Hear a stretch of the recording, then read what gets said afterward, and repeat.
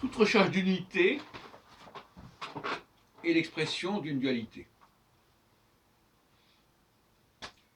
C'est quand il n'y a pas dualité, c'est quand il n'y a pas unité qu'on parle d'unité. En fait. Même quand on dit les États-Unis, ben, si on dit qu'ils sont unis, c'est qu'ils ne sont pas forcément, au départ, on va les unifier. L'unité, c'est plutôt une unification. Donc, ceux qui parlent souvent de monothéisme oublient que, d'une certaine manière, affirmer l'unité, c'est justement de dire qu'elle n'existe pas, ou qu'elle devrait être obtenue, mais qu'elle n'existe pas immédiatement, qu'elle n'est pas donnée.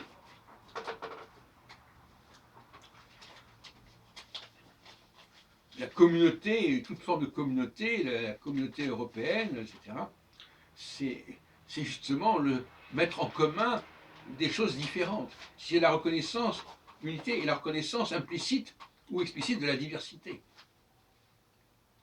Quand il n'y a pas de diversité, il n'est pas nécessaire de parler d'unité. Quand il n'y a pas une diversité de communautés, hein, eh bien, ce n'est pas la peine de parler de l'unité, puisqu'il n'y a pas de problème à résoudre. Et on peut dire, me semble, diviser pour régner, celui qui veut l'unité n'est jamais aussi bien entendu que lorsqu'il n'y a pas unité, et que cette unité est à construire, et que cette diversité est à dépasser.